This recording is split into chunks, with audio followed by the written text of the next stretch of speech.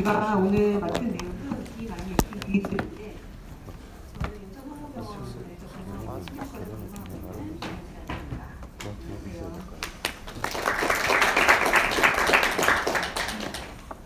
오늘 제가 맡은 내용은 디마이네이팅 디지인데 이 디마이네이팅 디지라는 것은 한국어로는 탈수축성 질환이죠. 그래서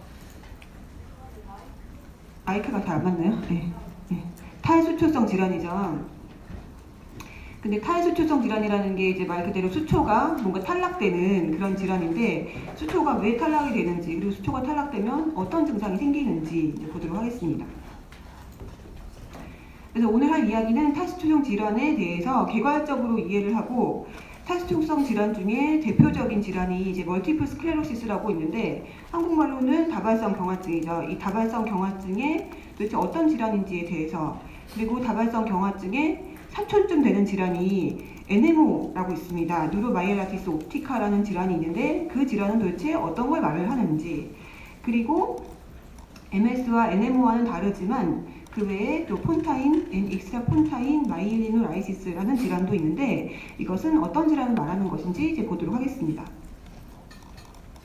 그래서 디마이네이팅 디지는 일단 CNS 디마이네이팅 디지라고 일단 분류를 써놨는데 PNS에서 디마이네이팅 디지도 있죠. 대표적인 게 페리페럴 폴리뉴로패시, 흔히 말하는 뭐 DM이나 혹은 뭐 유레미아 이런 것 때문에 생기는 페리페럴 폴리뉴로패시, 뭐 CMT라든지 그런 헤리디터리 뉴로패시 혹은 어큐트 뉴로패시 같은 경우에는 길란바레스 신드롬 이런 것들이 페리페럴 디마이네이팅 디지일 것입니다. 근데 오늘 얘기할 것은 페리페럴이 아니고 센트럴 쪽에 오는 디마이네이팅 디지인데 오늘 얘기할 내용은 이 인플라마토리 이뮨 디스오더에 속하는 MS, 옵틱 뉴라이티스에 대해서 얘기를 할 것이고 이 탈수초성 질환, 그러니까 수초가 탈락되는 원인이 말하자면 이제 첫 번째는 염증이라는 거죠. 인플라마토리 이뮤놀로지 디스오더에 생기는 경우가 하나가 있고 두 번째로는 인펙션에서 생기는 경우가 있고 세 번째로서는 그래뉼로마토스 디즈, 네 번째로서는 헤리디터리 디스오더, 그러니까 마일린의 어떤 구성 성분 자체가 뭔가 문제가 생겨서 생기는 그런 질환들, 다섯 번째로 톡식 메타볼라이트 디스오더가 있는데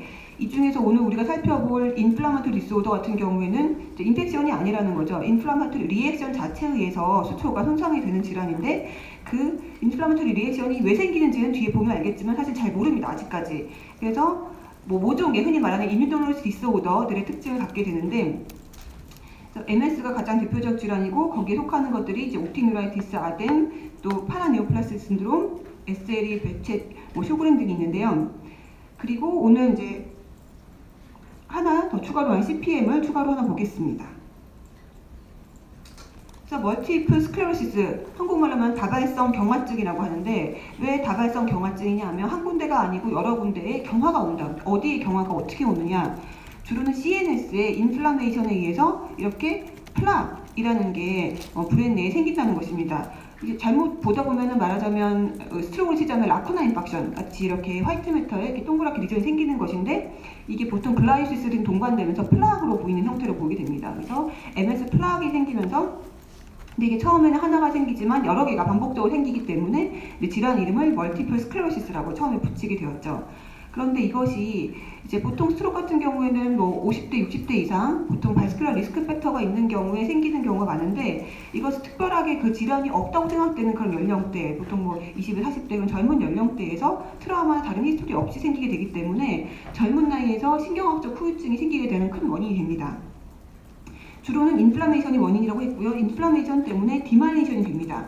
이 정상적인 세포는 뉴런은 이렇게 마이린이 잘 쓰여 있어서 우리가 앞에서 이제 배웠지만 노도 낭비에 걸쳐서 살테이터리 컨택성이 되니까 되게 뉴런 시그널이 빨리빨리 말초까지 잘 전달이 됩니다. 그런데 마이린이 없어져 버리면 제대로 신경 그런 일렉트릭 시그널이 잘 전달이 되지 못하겠죠. 그러니까 일렉트릭 시그널에 의해서 우리가 명령을 내려서 움직여야 되는데 그 다음 명령이 말초에 잘 전달이 되지 않으니까 다양한 신경학적 증상, 머리에서 뭐 움직여라 명령을 해도 팔다리 마비가 오는 것이고 감각을 느껴야 되는데 감각을 느끼지 못하는 이제 그런 현상들이 나타나게 됩니다. 처음에는 이게 디마이네이션 되다가 사실 이런 슈건셀이나 CNS에서 올리고 덴드로 사이트에 의해서 파셜리 리마이네이션 되긴 하지만 다 알다시피 CNS의 그런 올리고 덴드로 사이트가 리마이네이션 하는 능력은 제한적이기 때문에 폴리 옛날처럼 다 두껍게 마이네이션 되지 못하고 파셜 리마이리네이션 되다가 다시 또 디마이리네이션이 반복되게 되다 보면은 결국은 그 속에 있던 엑손까지 손상이 되게 되고, 엑손이 손상되게 되면 결국 뉴런 자체 본체가 소마가 손상되는 그런 일까지 벌어지면서 신경학적 손상이 이제 축적이 되게 됩니다. 교수님 조금만 좀 천천히. 아, 네. 천천히. 천천히 얘기한다고 하면서 굉장히 왜 당황스러운 눈빛 쳐다보지만 일단. 그렇습니다. 네. 슬라이드를 사실 작년에 원래 60개였는데 내가 해보니까 너무 많더라고요. 그래서 40개로 이번에 많이 줄였거든요. 그래서 될 수 있으면 시간이 많이 남으니까 천천히 얘기를 해야지 생각을 하고 왔는데 그렇습니다. 네. 하여튼 그래서 이제 사실은 그래서 어쨌든 간에 이제 이게 그럼 역학적으로 어떻게 생기느냐 이제 이걸 보니까 사실은 이제 지금 미국에서 얼마큼 생긴다 이렇게 써놨는데 이 지도를 보면은 빨간색으로 표시되어 있는 그런 지역에서 이제 많이 생긴 나라들입니다. 그럼 사실 우리나라는 빠져 있죠. 그러니까 우리나라에서 중요한 질환은 상대적으로 아닌데 우리나라도 환자가 없는 건 아니죠. 그러면 어떤 지역에 많이 생기나 보면은 이제 북미 대륙이나 유럽 그리고 호주 쪽에서 많이 생기는 걸 볼 수가 있어서 이게 그러면 인종적으로 문제가 있나, 코카시안이나 이쪽에 많이 생기는 건가, 이렇게. 아니면 뭐 위도라든지 이게 중간 정도 위도 때 한 45도, 65도 정도 되는 그런 위도 때 많이 생기는 걸 볼 수가 있어서 어떤 지리적인 역할이 문제되는 것인가 하는 여러 가지 가설들이 제시가 되었었는데, 어쨌거나 이것이 이뮤놀로직 디스오더라고 하면서 이뮤놀로직 디스오더의 특징이 보통 뭐 젊은 여자한테 많이 생긴다 되게 이렇게 외우고 있는데, 실제로 나이대가 20에서 40대 정도에서 가장 프리밸런스가 높고, 물론 그게 아닌 나이대라고 해서 안 생기는 건 아니고 10대나 뭐 60대 이상도 생기기는 하지만 20에서 40대가 가장 후발 연령이고, 그리고 이제 여자들한테서 남자들보다는 두세 배 정도 많이 생기는 경향을 볼 수가 있습니다. 그리고 이제 백인들도 많이 생기는 경향을 볼 수가 있고, 뭐 그러니까 미국에서도 뭐 인디안이라든지 아시안이라든지 이런 사람들은 상대적으로 이제 작게 생기는 것을 볼 수가 있습니다. 그래서 이런 어떤 출신 지역에 따라 생기는 걸 봤을 때 이민자 연구라든지 이런 걸 해보게 되면은 15세 이전에 이제 이민을 가게 되면은 그 출신 지역에 프리밸런스를 따른다고 하고, 15세 이후가 되면은 이민을 가도 프리밸런스가 그 나라에 따라 바뀌지는 않는다, 이런 게 있어서 이게 뭔가 유전적인 영향도 있는 것 같고 지역적인 영향도 있는 것 같다고 생각이 되는데, 그래서 하여튼 확실하게 알 수는 없지만 늘 이제 알 수 없을 때는 모든 것을 갖다 붙여서 이렇게 또 지네틱 그리고 인바이런먼탈 팩터, 이뮤놀로지 레귤레이션의 문제, 이게 합쳐졌을 때 생기는 것이다라고 생각하는데, 그러니까 어떤 감수성 유전자가 있을 때, 이때 즉 서셉터빌리티 진이라는 게 있을 때, 그럴 때 이제 인바이런먼탈 팩터가 겹쳐서 어떤 어버런트 이뮤 리스폰스 생기는 것이 아닌가라고 이제 추정을 하는 것입니다. 지금 이제 질환 모델을. 그래서 HLA-DRB1의 위치가 좀 많이 이제 문제가 되더라라는 것이 가계도 연구나 이런 걸 통해서 밝혀졌는데, 사실 이런 부분에 이런 로쿠스에 이제 이런 유전자가 있다 하더라도 100% 발생하는 것이 아니고 한 뭐 위험도가 20에서 40% 정도 높아진다라는 거지, 이게 100% 생기는 게 아니기 때문에 유전자로 전부 다 설명할 수가 없고, 그 외 이 유전자 외에도 다른 뭐 인터루킨이라든지 하는 다른 유전자도 관계가 있는 유전자들이 몇 가지가 이제 거론되는 것들이 있습니다. 또 아까 얘기했듯이 이제 위도에 문제가 있는데, 이 지역에서 많이 생기는 이유, 45도, 65도 사이 되는 그런 지역들에서 많이 생기는 이유를 아까는 어떤 지역적인 특성도 설명했지만 비타민 D의 어떤 익스포저가 떨어지기 때문에, 그러니까 어떤 적도에 있는 나라들보다는 조금 위에 있는 나라들이 비타민 D의 어떤 혈중 농도가 낮기 때문에 생긴 것이 아니냐라는 그런 얘기들도 나왔습니다만, 이것도 절대적인 것은 아니죠. 그 외에 어떤 바이러스, 특히 EBV 인펙션과 관련이 있다, EBV가 크게 창궐을 하니까 MS의 발생률이 높아지더라, 이러한 연구들도 있었고, 어떤 박테리아나 다른 인바이러먼트 톡신들도 제기되었지만 어느 하나도 사실 결정적인 것은 없다고 할 수가 있겠습니다. 그래서 아직 원인이 불분명한데, 그래서 이제 질환의 어떤 진행하는 가설도, 이것도 아직 가설이지만 이제 대부분 어느 정도 밝혀진 바에 따르면, 이제 어떤 이유인지 모를 때 항상 뭐 GBS도 그렇고 모레큘러 미미크라이나 어떤 셀프 안티젠이라는 토러런스 로스를 주로 이제 원인으로 생각하는 경우가 많은데, 이런 안티젠 프리젠팅 셀이 어떤 원인인지 모르겠는데 어떻게 하여튼 자극이 돼가지고 CD4 플러스 T 헬퍼 셀을 자극을 하게 됐을 때 주로 T셀이 중요한 역할을 한다고 생각이 되는데, 이 T셀이 자극이 되어서 이 T셀이 TH1셀로 분할을 하고, 이것이 이제 BBB, 그러니까 즉 CNS와 페리페를 나누는 BBB 쪽에 어드이전 되어서 이게 결국은 BBB를 통과하게 되는데 여러 가지 여기서 이제 림포사이트에 나오는 뭐 케모카인이라든지 프로테이즈 이런 것들의 도움을 받아서 이제 BBB를 통과하게 됩니다. 그래서 BBB를 통과해서 CNS 내로 들어온 다음에 CNS 내로 들어와서 T셀이나 B셀이나 여러 가지가 같이 끌고 들어와서 이런 것들이 B셀이 플라즈마셀로 분할이 더 많은 B셀을 만들어내게 되고 혹은 모노사이트 들어와서 마크로파지로 막 분할을 하고 그리고 T셀도 뭐 더 TH1셀, TH 그리고 17 이 중요한 역할을 한다고 생각이 되는데 이런 것들이 이제 액티베이션 되면서 얘네들이 이제 CNS 내에서 여러 가지 인플라마토리 사이토카인을 분비한다든지 안티바디를 만들어낸다든지 글루타메이트를 만들어낸다든지 해서 이 주로 우리가 생각되는 마이엘린 타겟이 되는 마이엘린 쪽의 어떤 타겟 우리가 이제 그 기초에서 배울 때 마이엘린을 구성하는 단백질은 여러 가지가 있다. 그래서 마이엘린을 구성하는 대표적인 단백질에는 뭐 MVP, 마이엘린 베이지 프로테인도 있고 프로테오리피드 프로테인도 있고 마이엘린 어소시에이트 프로테인도 있고 뭐 이러한 여러 가지 프로테인이 있어서 뭐 이런 부분들에 문제가 생기는 질환 뭐 CMT 같은 거나 이런 것들을 들어봤을 텐데요. 이러한 각각의 프로테인에 대한 안티바디들이 생기게 되면서 마이엘린이 손상이 되는 거죠. 마이엘린 손상해서 디마이레이션이 되고 그러다 보면 엑손도 손상이 되고 그러다 보면 뉴런 자체가 손상되기도 하고 사실은 공격을 마이엘린만 받는 것이 아니라 이 마이엘린을 재생해야 되는 글라이아셀도 손상을 받아서 결국 재생할 수 있는 능력 자체가 아예 없어지면서 일부분 뉴런을 로스가 오게 돼서 신경 손상이 오게 된다고 그렇게 생각을 하고 있습니다. 그래서 이렇게 디마이레이션 되다 보면은 그로스하게 섹션 해보게 되면 이렇게 플락이 젤리 같은 모양으로 브레인 파렌카임이 녹아있는 게 이제 보인다는 거죠. 그래서 디마이레이션 플락이 이렇게 관찰되는 것을 이제 볼 수가 있고, 그래서 트랜스루선트한 그런 플락이 보이는데 이게 이제 말 그대로 CNS에 그런 마일린을 공격하는 거기 때문에 마일린이 있는 부위에 리전이 생긴다는 것이죠. 대표적인 게 옵틱 너브나 스파이널 코드나 브레인 스템이나 세레벨룸이나 특히 브레인 이제 화이트 매터 적사 콜티칼 페리벤트리클 화이트 매터 리전, 즉 그레이 매터는 아닌 거죠. 콜텍스는 아닌 거죠. 거기 부분에 이런 디마이션 되는 그런 플락들이 보이면서 이 플락 내에는 아까 얘기했듯이 T셀이 중요한 역할을 하고 마크로파지가 많이 관찰이 된다라고 알려져 있습니다. 그래서 이 클리니컬 코스는 사실은 이제 한 번 오게 되면 이제 우리가 생각하기 쉬운 게 이제 임상적으로는 라쿠나 인팍션 같은 경우는 예를 들어서 이제 라지 베슬은 괜찮은데 스몰 베슬 쪽에 오클루전이 오게 되면서 라쿠나 임팍이 오는 거죠. 그러면 라쿠나 임팍이 오면 그 임팍에 의해서 손상된 내부의 기능이 떨어지게 되니까 뭐 위크니스가 생기든지 센서리 체인지가 생기든지 하는데 임팍 같은 경우는 혈관이 막히는 거니까 갑자기 혈관이 막히는 그 순간, 그러니까 수분에서 뭐 수분 정도에 걸쳐서 이제 증상이 나타나게 되는데 MS 같은 경우 수분은 아니지만 뭐 수시간에서 수일 정도에 걸쳐서 조금은 느리지만 비교적 어큐트하게 이제 증상이 생긴다고 볼 수가 있습니다. 근데 이전에는 증상이 없다가 한 번 딱 오게 되면 이게 이제 MS로 계속 릴랩싱 레미팅 하면서 이제 갈 것인지 한 번 오고 끝날 것인지 사실 알 수가 없습니다.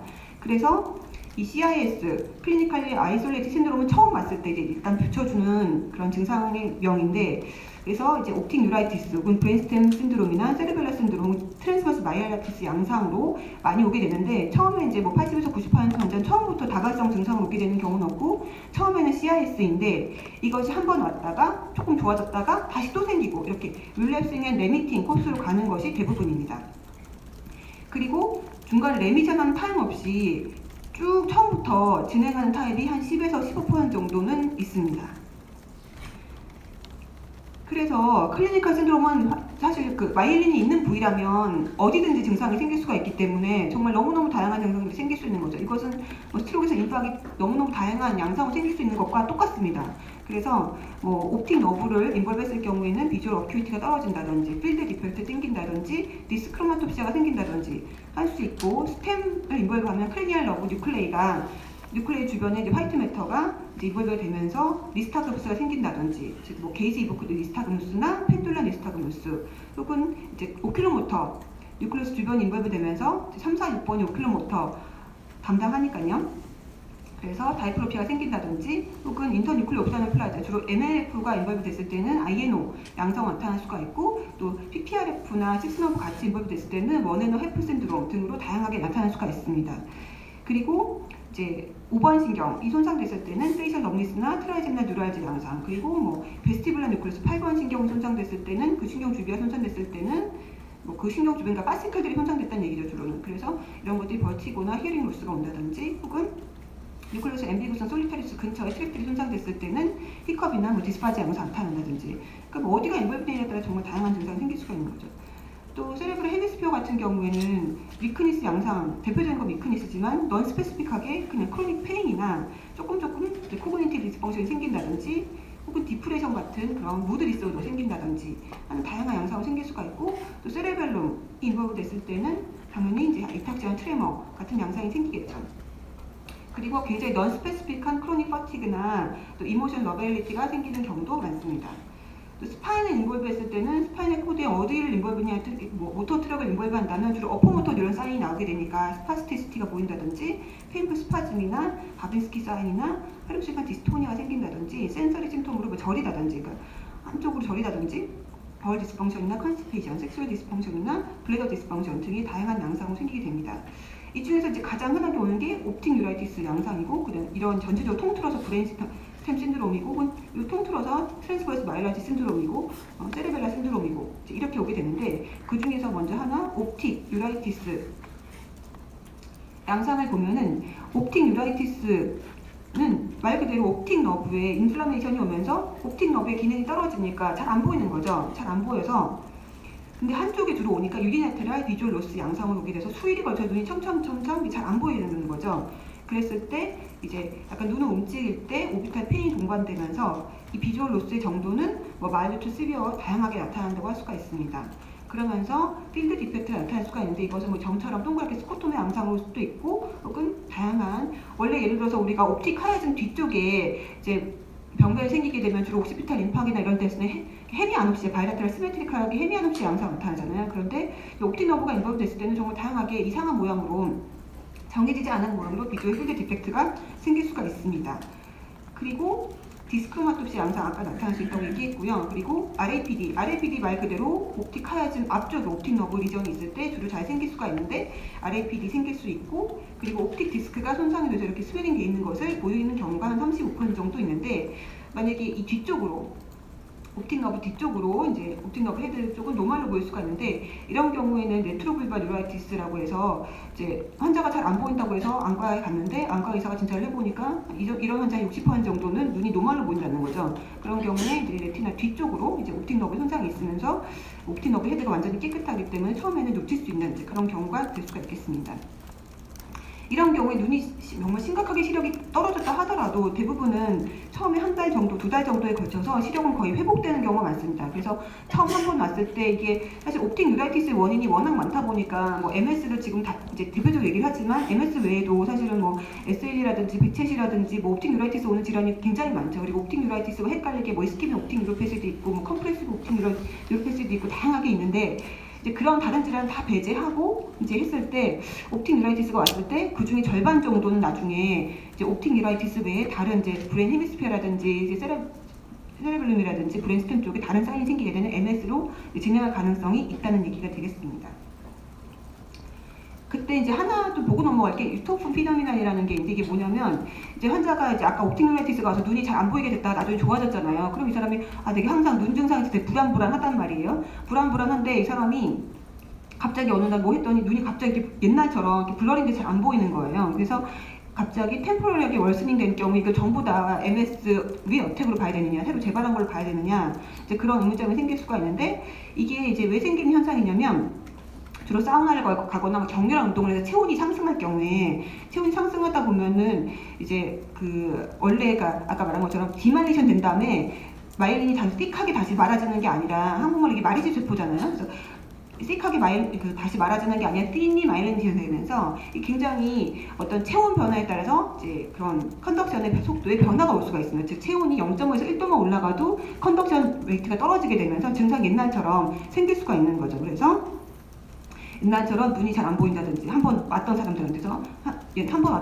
팅글링 혹은 위크니스가 생긴다든지 이런 증상이 생길 수가 있는데, 이제 얘기했던 것처럼 어떤 크로닉 디마리티 너 파이버 같은 경우에는 체온 상승에 따라서 컨덕션이 굉장히 익스트림하게 센서티브하기 때문에 리버서블한 컨덕션 블럭이 생길 수가 있다. 즉 체온이 다시 떨어지면은 원래대로 다시 이제 증상이 없어지는 거죠. 그런 현상이 MS 어택을 한번 겪고 회복이 됐던 환자한테서는 있을 수가 있어서 조금 증상이 플럭추에이션하는 걸 갖다가 전부 다 MS 리어택으로 볼 수는 없다. 이제 그런 부분이 있고요.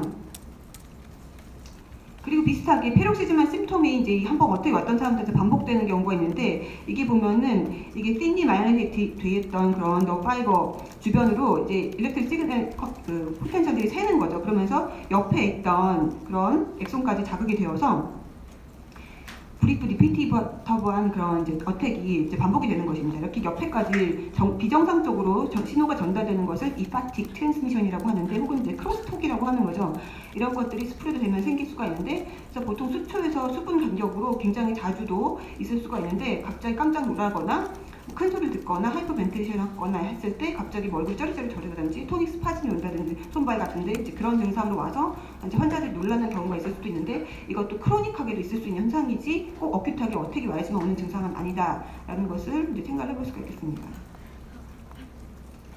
그래서 디지즈 코스는 지금 얘기했듯이 relapse and remitting 코스가 가장 많다. 그래서 이렇게 한번 어택이 왔다가 좀 좋아지는 듯 했는데 풀리 옛날만큼 100% 좋아지진 않고 조금 뉴럴지 세퀄리가 남은 다음에 또 생기고 또 생기고 또 생기니까 결국은 쭉 질환의 어떤 세퀄리가 축적이 되는 거죠. 이제 그런 양상이 대부분인데, 조금 나빠지다 중간에 어느 사이에서는 이제 뭐 나이 들면서 어떤 디제너티브 체인지가 겹친다든지 뭐 이런 게 겹치면서 어느 순간에는 특별히 나빠지는 건 아니었는데도 계속 쭉 나빠지고 있는 코스로 가는 경우도 있고, 약간 이제 요 네 번째 거는 뭐 이것도 두 번째에 약간 변형이라고 할 수가 있겠죠. 그리고 마지막으로 요 처음부터 쭉 나빠진 뚜렷한 어택 없이 쭉 진행되는 경우도 있는데, 이런 경우는 사실 상당히 상대적으로 드물기 때문에 일단은 우리는 릴랩스나 레미팅 코스에 있을 것으로 생각을 하고 이제 환자를 일단은 접근하게 됩니다. 그래서 릴랩싱과 레미팅하는 코스를 가진다고 했는데, 그래서 이게 이제 릴랩싱 레미팅 코스를 아까 지금 갖는 거를 이제 고민하는 이유는, 결국은 이제 재발한다는 얘기잖아요. 이게 재발한다는 거는 한 번 왔던 건 처음에 잘 모른다 치더라도 재발만은 막아야 되겠다 우리가 항상 생각하는 게 그럴 수가 있는데, 이제 원인은 사실 잘 알지도 못하고 그러는데 어떻게 이게 재발을 막을 수가 있겠냐, 어떤 단계에서 재발 방지 치료나 이런 것이 들어가야 될 것이냐라는 것을 이제 고민할 수가 있는데, 그러려면 일단 처음 진단 자체가 아까 옵틱 뉴라이티스가 왔다 하더라도 이게 정말 MS 처음 어택인지 아닌지 알 수가 없다라고 했는데, 그러면 이것을 어떻게 MS라고 처음에 진단할 수 있을 것인가 라는 부분입니다.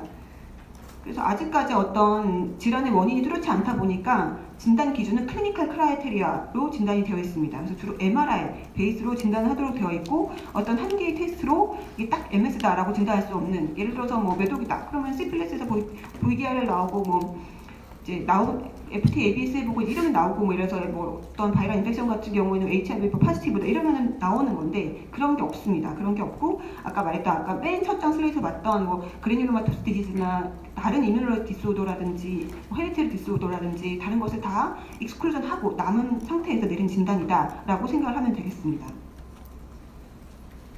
그러면 MRI 베이스로 진단한다고 했는데, MRI에서는 도대체 어떻게 보이길래 이것을 MS라고 의심을, 어떻게 보일 때 우리가 MS라고 의심을 해야 되느냐. 그래서 갑자기 뭐 수일 전에 위크니스 생겼다, 이래서 이런 사람이 왔을 때 이 사람이 스트로크인지 MS인지 사실 처음엔 굉장히 헷갈릴 수가 있습니다.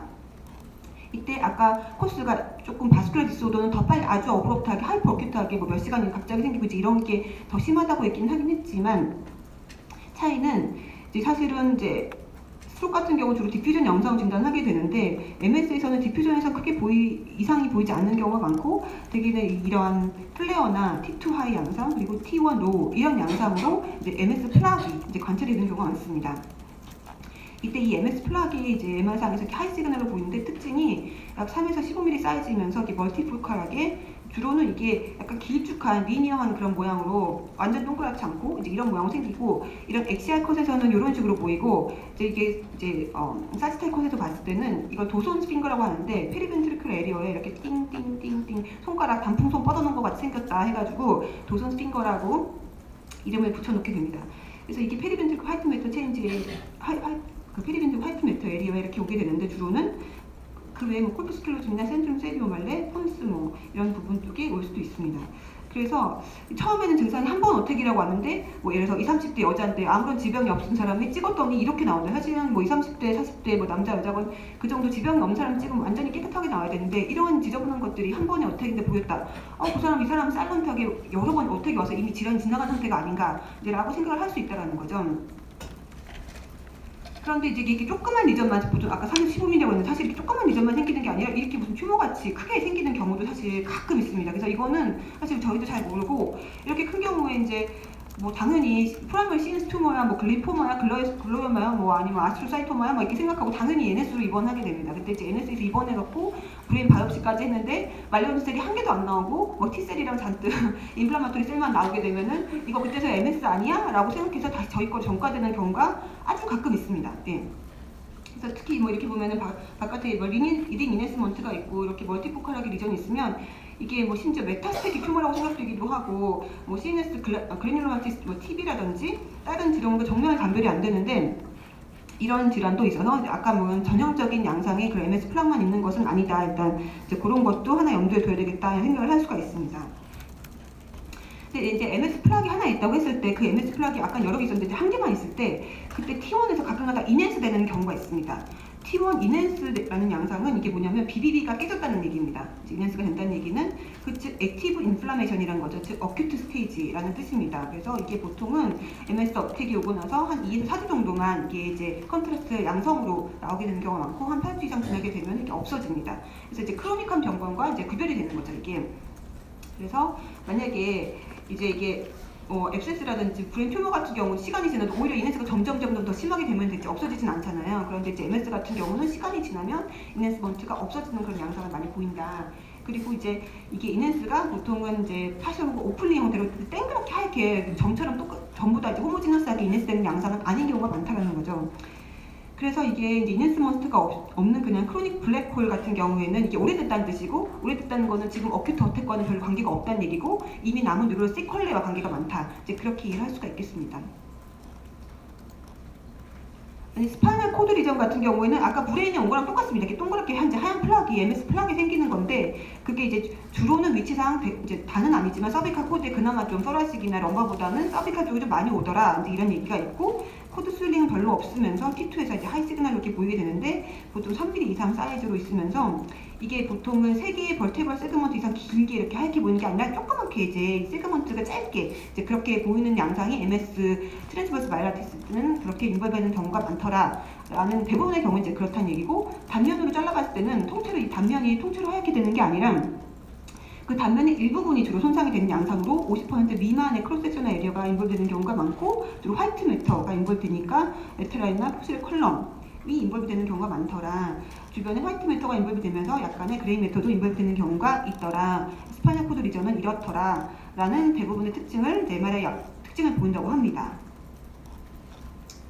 그래서 그러면 이제 MRI를 봤을 때 사실 아까 그런 이제 MS 플락이라고 추정되는 그런 병변들이 있을 때 그 병변이 MS라는 것이 사실은 뚜레트가 아까 말했듯이 뭐 그 사일런트 브레인 임팍션 화이트 매터 흔히 말하는 페리벤트리큘러 화이트 매터 체인지 될 수도 있고 아니면 다른 뭐 SL이라든지 다른 부분들도 비슷하게 나올 수도 있고 아까 뭐 TB라든지 다른 인플라메이션도 비슷하게 나올 수도 있고 굉장히 헷갈립니다. 그럴 때 MRI는 사실 원인을 알려주는 건 아니고 어떻게 생겼는지 알려주는 거니까 우리가 추정만 할 뿐이잖아요. 그래서 다른 어떤 서포티브한 바이오마커가 있으면 좋겠다라는 생각을 할 수가 있는데 CSF 같은 경우에 딱 이거가 CSF를 더해서 이걸 진단할 수 있다는 건 아니지만 그래도 CSF에서 약간의 특징이 있다면 이게 이제 인플라마토리 디마일레이션이라고 했잖아요. 그래서 인플라메이션이 있습니다. 그래서 CSF에서 당연히 이제 WBC가 5개 미만 거의 셀이 없어야 되는 거죠. 셀이 없어야 되는데 WBC가 한 5에서 50개 정도 나온다. 그 정도로 약간은 증가할 수 있다. 그리고 프로테인도 한 40까지 정상인데 한 100까지는 올라갈 수 있더라. 그렇지만 뭐 엔세팔라이티스 이런 것처럼 막 WBC가 막 몇백 개씩 올라가고 프로테인이 막 몇십씩 올라가고 이러지는 않더라. 대개는. 이 올라가는 프로테인 중에 대부분은 이뮤노글로불린이 그 중에서 프랙션이 많이 증가를 하는데 그래서 IgG 인덱스라는 것을 이렇게 계산을 해보게 되면은 IgG 인덱스가 많이 증가돼 있어서 인트라세칼 IgG 프로덕션이 증가돼 있다는 것을 알 수가 있더라. 근데 이 IgG 인덱스가 항상 증가돼 있는 것은 아니기 때문에 이거는 이제 어떤 참고적인 지표다라고 생각하시면 되겠고 그 중에서도 올리고클로널 밴드가 나오는 경우가 상당히 많더라. 그리고 아까 마이엘린에서 타겟이 되는 프로테인 중에 하나가 마이엘린 베이스 프로테인이라고 했었는데 그것을 실제 검사를 해보면 좀 깨져가지고 마이엘린 깨져서 좀 올라가게 나오는 경우가 많더라. 그래서 이런 것들이 나오게 되면은 좀 더 MS 가능성이 높지 않을까 생각을 해봐야 되는 건데 이게 100% 이런 식으로 다 나오는 건 아니기 때문에 참고하자라고 생각을 할 수가 있습니다. 그 외에 아까도 사진을 MRI 찍어봤을 때 분명히 분명히 어택은 한 번이었는데 되게 멀티플 브레인 리전이 나오는 경우가 많다고 했잖아요. 그런 마찬가지로 예를 들어서 환자가 이제 위크니스를 와가지고 브레인 찍었더니 뭐 화이트 매트에 플락이 의심되는데 이 사람을 이보크트 포텐셜 테스트라는 걸 해보는 거예요. 이보크트 포텐셜이라는 게 뭐냐? 포텐셜을 이복한다는 얘기죠, 말 그대로. 그래서 전기 자극을 주어서 그게 이제 그 최종 목적지까지 얼마나 잘 전달이 됐냐, 그 속도나 그런 게 얼마나 잘 전달이 됐냐. 예를 들어서 이제 뭐 다리 뒤쪽에 자극을 해서 중간에 여기 뭐 이제 포스에서 한번 측정을 하고 럼버에서 한번 측정을 하고 서랍스에서 한번 측정을 하고 콜텍스에서 한번 측정을 해가지고 이게 정상 성인 평균 수치가 있습니다. 정상 성인 평균 수치랑 비교해서 여기서부터 여기까지는 정상 성인 평균치랑 똑같은데 중간에 잘 가다가 여기서부터 여기 사이 늘어지더라. 예를 들어서 그러면은 이 사이에서 뭔가 컨덕션 블락이 되는 병변이 생겼다. 이제 그런 식으로 생각을 할 수 있다는 것입니다. 비주얼 이보크트 포텐셜 마찬가지. 눈에서 시각 자극을 주고 옥시피탈 콘텍스에서 도달하는 시간은 잽니다. 대개는 P100이라는 것을 이제 보는데 P100이 왜 P100이냐면 한 대략 100 정도에서 이게 보통 다른 사람들은 나옵니다.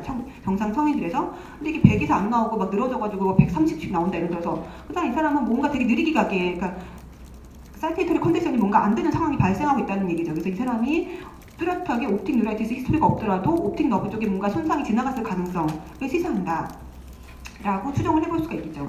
그리고 BAP는 브레인스템 오디터리 이보크트 포텐셜 같은 경우에도 이제 마찬가지 원리입니다. 그래서 소리 자극을 주고 템포럴 오디터리 콘텍스에서 자극 측정을 해서 이게 자극이 정상 속도 내에 나와야 되는데 그게 늘어진다. 그러면은 이 소리를 전달하는 시스템 그 중간에 회로에 뭔가 문제가 생겼다라는 것을 사일런트하게 뭔가 병변이 지나갔구나라는 것을 알 수가 있습니다.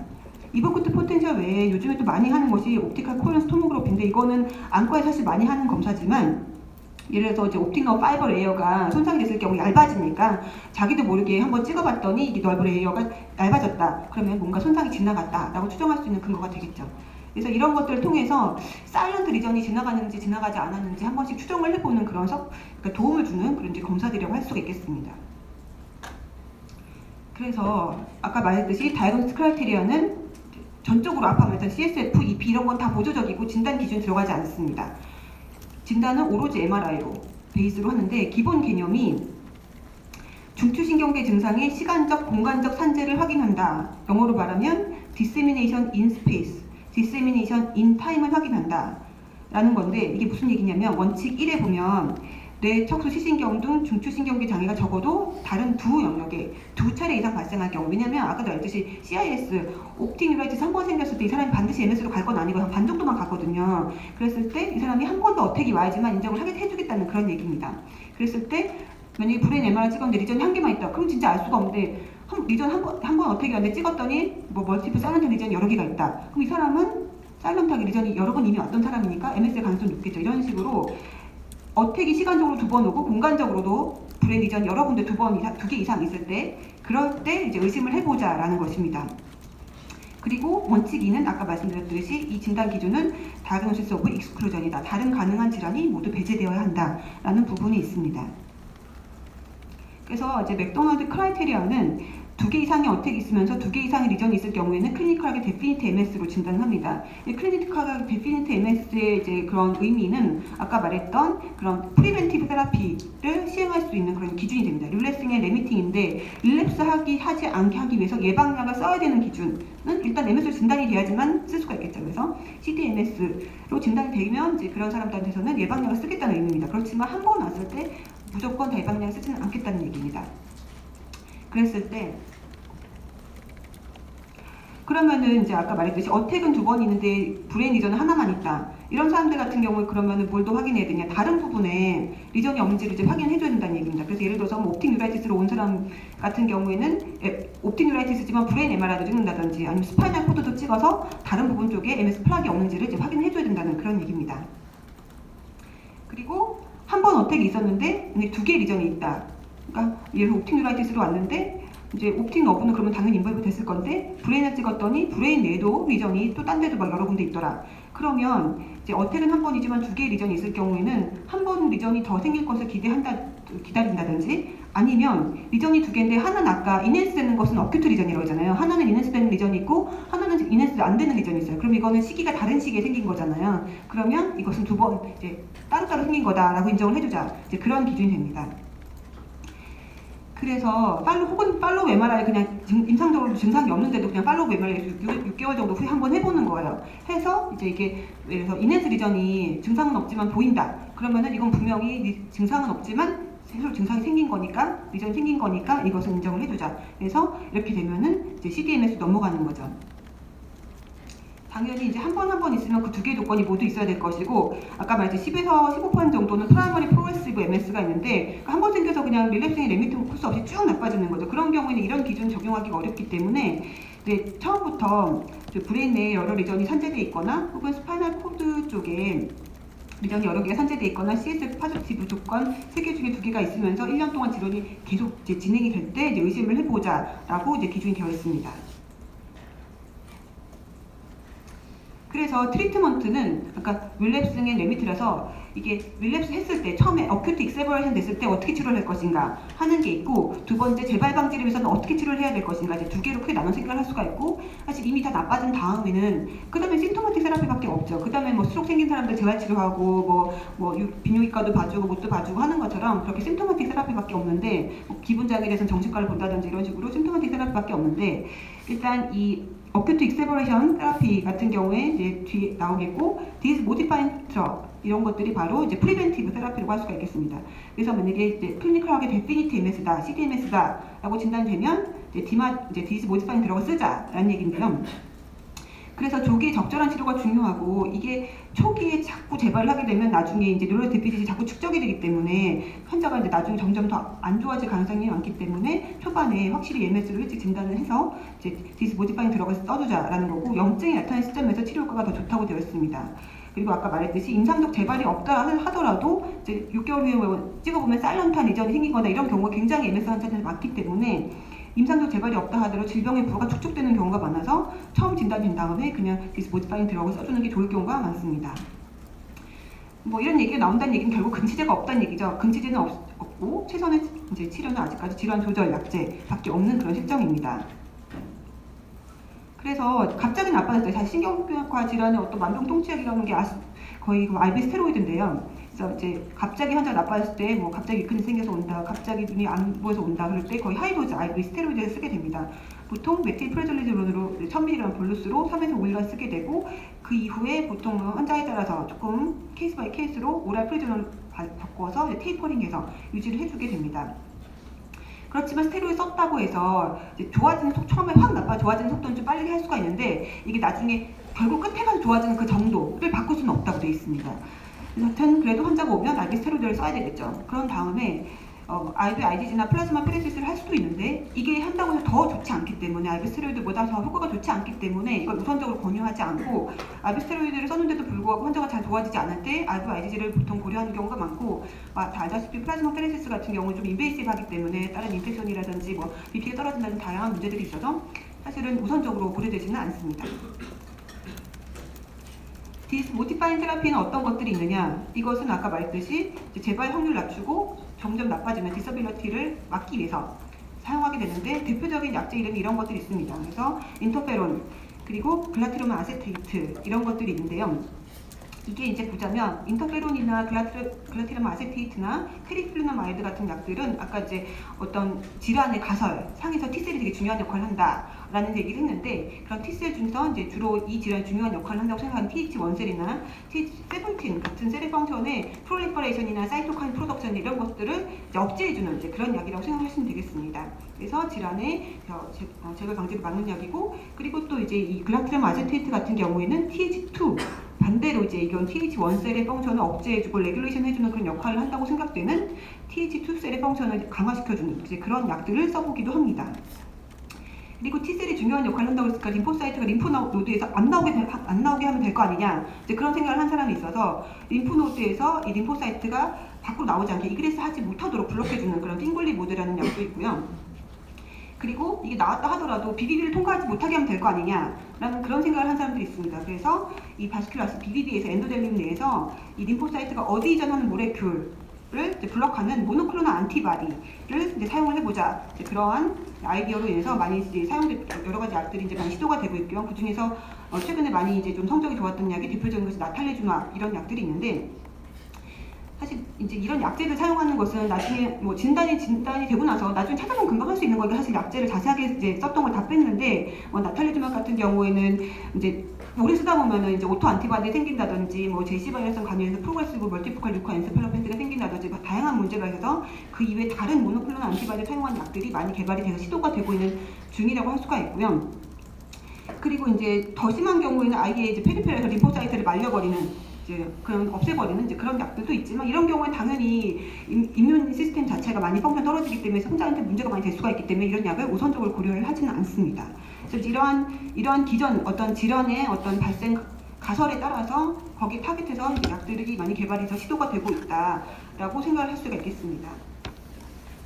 그래서 다시 한번 총 정리를 생각을 해보게 되면은 MS라는 것은 이제 클리니컬 심톰은 없어도 MS 어택이 이렇게 삐죽삐죽삐죽하게 있을 수 있는데 이게 임상적 심톰을 나올 수 있게 되는 첫 번째 어택이 있을 때 이것은 CIS, 클리니컬 아이솔레이트 신드롬을 할 수가 있는데 이거 한 번 왔을 때는 MS라고 진단할 수가 없고 일단 지켜보는데 처음엔 증상이 다 좋아져서 임상적으로 증상이 없어지지만 결국 릴랩스를 하게 되고 릴랩스를 하는 도중에도 결국 보면은 이게 마일린 손상, 엑소널 로스가 결국 진행이 되면서 브레인 볼륨은 계속적으로 지속적으로 감소를 한다는 거죠. 그러면서 환자의 장애 정도는 결국 쭉 진행을 하게 돼서 나중에는 클리니컬 디서빌리티가 축적이 되니까요. 그래서 MRI 액티비티 찍어보면 환자가 이제 어떤 어택이 있을 때마다 이쪽에서 이제 이내시되는 병변이 관찰이 될 수 있는 이제 그런 소지가 있다. 이렇게 되고 나중에는 그래서 2단계에서 만약에 디스 모디파잉 테라피를 잘해서 환자가 2단계에서 멈추게 되면은 한번 어택이 왔지만 환자가 결국 장애가 남지 않고 평생 잘 살 수 있지만 2단계에서 MS인지 모르고 가만둔다면 랩스를 자꾸 하다가 이렇게 환자가 결국 장애 빠지게 되겠죠. 그래서 이제 지금은 아직까지 그렇게 타겟으로 치료를 하고 있다라고 생각을 하면 되겠습니다. 그리고 이제 MS 사실 대부분 중요한 내용 다 끝났고 이제 MS 4초원 되는 NMO를 잠깐 볼 건데 NMO는 이게 뉴로마이엘라이티스 옵티카라는 것의 약자입니다. 뉴로마이엘라이티스 옵티카라는 것은 MS와는 조금 다른 인플라마토리 디마이레이팅인데 똑같잖아요. 그러면 인플라마토리 디마이레이팅이 뭐가 다르다는 거야. 근데 중요한 특징이 얘는 아쿠아포린4 IgG 안티바디가 나옵니다. 아까 MS는 뭐 특별한 안티바디가 없다 그랬잖아요. 근데 얘는 이게 주로 나오는 특징이 있습니다. 그래가지고 프리밸런스 굉장히 적지만 약간 동양인한테서 더 많이 생긴다고 돼 있기 때문에 우리나라에 조금 더 관심이 많고요. 그 특징이 이제 클리니컬하게 세 가지 트라이아드가 있는데 익스텐시브하게 트랜스버스 마일라티스, 아까 트랜스버스 마일라티스가 MS일 때는 굉장히 짧은 세그먼트, 세 세그먼트 이하에 되게 짧게 온다 그랬잖아요. 근데 얘는 길게 되게 오는 경우가 많습니다. 그리고 옵틱 뉴라이티스가 굉장히 좀 아까는 좀 뭐 심하게도 올 수 있고 약하게도 올 수 있다고 했는데 NMO 때는 좀 심하게 오는 편입니다. 그리고 유니라테랄이 아니라 바이라테랄로 올 수도 있습니다. 그리고 에리아 포스트레마 쪽이 인벌되면서 노지아, 보미팅, 히컵 이런 사인이 잘 동반이 됩니다. 그게 왜 그러냐면 이 아쿠아포린4라는 게 CNS 워터 채널에 주로 그러니까 아스트로사이트 프로세스에 존재를 합니다. 그러다 보니까 이 벤트리클 주변에 이렇게 쫙 분포를 하는 거죠. 그래서 옵틱 너브나 하이포탈라무스, 브레인스템, 페리벤트리클라 에리어 쪽에 주로 인벌을 하게 되기 때문에 이전이 생기면 이 주변에 이렇게 생기게 됩니다. 그래서 이제 이런 것들이 만약에 손상이 되게 되면 워터 호메오스티스가 깨지게 되고 이러면서 글루타메이트 트랜스포트 문제가 생기면서 이제 인플라마토리 이제 리액션이 동반된다고 알려져 있는데요. 조금 다른 것이 이제 NMO 때는 B셀이 T셀보다는 B셀이 조금 더 중추적인 역할을 한다고 이제 알려져 있습니다. 그래서 진단은 아까 말했듯이 뉴로마이엘라이티스 옵티카, 그러니까 마이엘라이티스가 있어야 되고요. 그다음에 그 뉴라이티스도 있어야 됩니다. 그 옵틱 뉴라이티스도 있어야 됩니다. 그러면서 서포티브 크라이테리아가 셋 중에 2개가 있어야 되는데 이게 뭐냐면 이제 MRI상 여기 보면은 굉장히 길게 하얀 세그먼트가 벌써 얼핏 봐도 하나, 둘, 셋, 넷, 다섯, 여섯 막 이렇게 길잖아요. 버테브라의 컬럼으로 봤을 때 그런 식으로 아까는 3개 미만 짧았는데 이번에는 6개 이상 막 이렇게 길고 그리고 아까 보면 단면에서 50% 이하로 절반 이하만 하얗다 그랬잖아요. NMO는 절반이 아니라 거의 전체가 이렇게 하얗게 나오는 경우가 많습니다. 그래서 굉장히 좀 심한 트랜스버스 마이오타이스가 오는 경우가 많고 그러면서 브레인 MR상에서는 이제 이런 MS 크라이테리아를 만족하지 않으면서 NMO 파지티브다, NMO IgG 파지티브다, 그러니까 아쿠아포린4 안티바디 파지티브다 이 3개 중에 2개가 만족이 돼야 된다라는 기준이 있습니다. 그래서 이게 사실 어큐트 세라피는 똑같고요. 디스 모디파잉 테라피가 조금 이제 T셀보다는 B셀에 초점이 맞춰지면서 이제 인터페론 베타나 글라티라모 아세테이트 같이 MS에서 많이 쓰는 약들은 이 질환에서는 별로 효과가 없고 마이코페놀레이트 모페트이나 아자티오프린 그리고 조금 아까 나탈리주맙이나 이런 약이 아니라 리투시맙 이런 약들이 조금 더 이 NMO 질환에는 효과가 있었다고 합니다. 그 외에 다른 이제 여러 가지 약들도 또 시도가 되고 있고요. 그래서 이제 NMO까지 받고 이제 그래서 아까 인플라마토리 디즈 이제 한 세트는 다 받고요. 그다음에 이제 인플라메이션이 아닌 사실 이렇게 디마일 디즈 하면은 이렇게 인플라메이션만 강의를 했던 인플라메이션만 있는 줄 아는데 인플라메이션이 없는 것도 있어요. 아예 인플라메이션이 없는 것도 있어요. 이거는 PM 이제 CPM 같은 경우에는 그냥 오스몰라리티가 잘 맞지 않으면서 오스모틱 디마일딩 신드롬입니다. 그래서 이게 갑자기 하이포나트레미아를 급하게 교정하면 안 된다. 그런 얘기 되게 많이 들었는데요. 그 중에 하나의 원인이 CPM이 생기기 때문이죠. 이 CPM이 잘 생긴 이유는 하이포나트레미아 급하게 교정하면 생기는데 뭐 크로닉 알코올리즘이나 하이포나트레미아가 오는 이유, 막 토한다든지 설사한다든지 혹은 다이레틱스를 너무 세게 썼다든지 이런 상태에서 혹은 뭐 너무 물을 많이 마시거나 오버하이드레이션 했을 때 그럴 때 이제 하이포나트레미아가 당연히 올 거 아니에요? 그럴 때 이거를 이제 레피드하게 커렉션을 했을 때 잘 생기고 또 시럼 소듐 노말이어도 이제 LC 같은 경우에서는 이제 어떤 호메오시스를 담당하는 그런 마요이노시톨 같은 것들이 서플라이가 잘 안 되기 때문에 생길 수 있다고 알려져 있습니다. 그래서 이런 식으로 이제 알코올릭스나 이제 하이포나트레미아 이런 사람들이 많이 생긴다고 알려져 있고요. 그래서 이제 그 소디움을 굉장히 레피드하게 컬렉션 한 다음에 환자가 디퓨즈하게 드라우지니스, 디스아스리아, 디스파지아 그리고 제너럴 플러스 쿼드플레지아니까 어떤 임팍처럼 혹은 아까 MS 한쪽 그렇게 증상이 오는 게 아니라 전반적으로 환자가 느려지고 전반적으로 사제를 잘 못 쓰는 그러면서 말도 어버어버한 그런 증상은 나타나게 됩니다.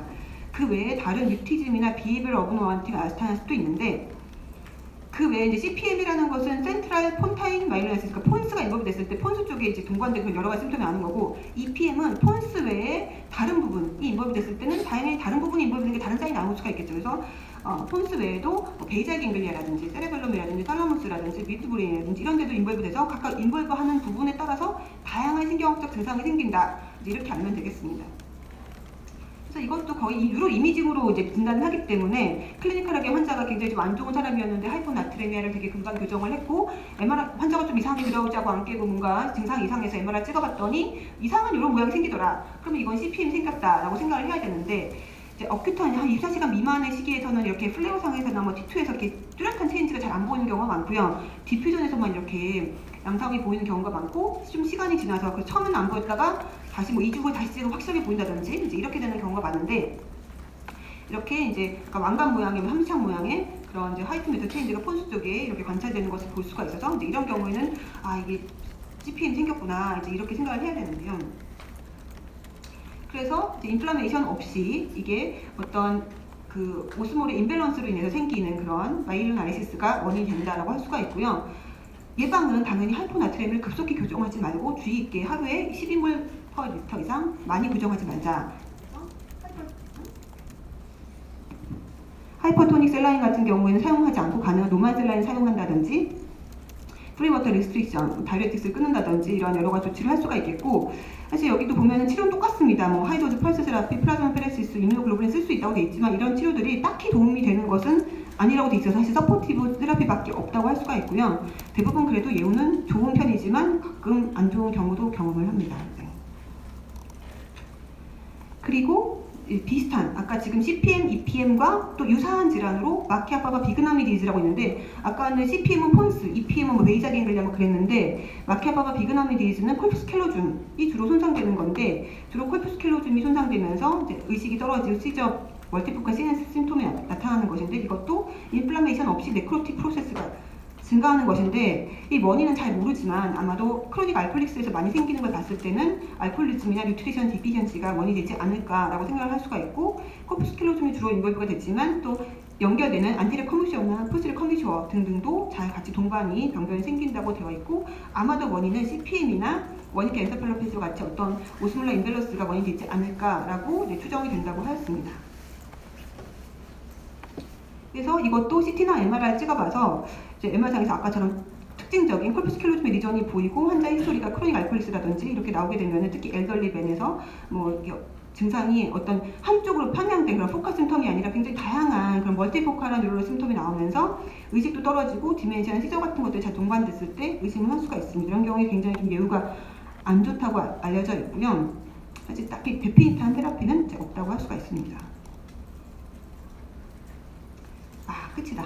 그래서 서머리. 그래서 어큐트 인플라마토리 디마이팅 디지즈에는 MS, NMO가 대표적이다. 그쵸? 우리가 이제 앞에서 봤죠? MS의 경우에는 2에서 40대 여성한테 호발하고 임상 양상은 주로는 옵틱 뉴라이티스, 트랜스버스 마이엘라이티스 등이 대표적으로 다양하며 릴랩스에 레미팅하는 질환 경과를 보인다. 보이다가 신경학적 후유증이 축적되어서 영해이지 장애가 발생하는 큰 원인이 된다. 진단은 아까 MRI 크라이테를 진단을 하며 보조적으로는 CSF-BP 검사가 도움이 된다.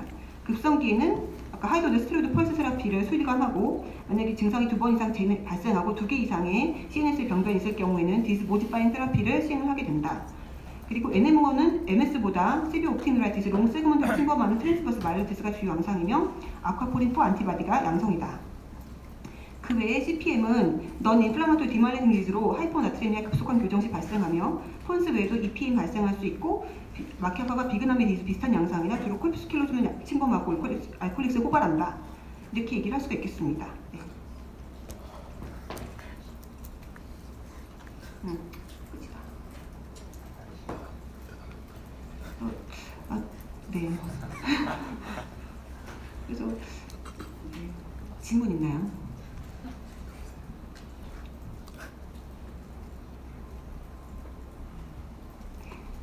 일단 그리고 가장 중요한 그런 포인트는 강조되는 부분은 다 제가 다른 식으로 어떻게 해서든지 강조를 해놨습니다. 네. 이 슬라이드에서 강조됐던 뭐 별표라든지 밑줄이라든지 뭐 색깔이 다르다든지 충분히 강조를 했다고 생각을 하니까요. 네.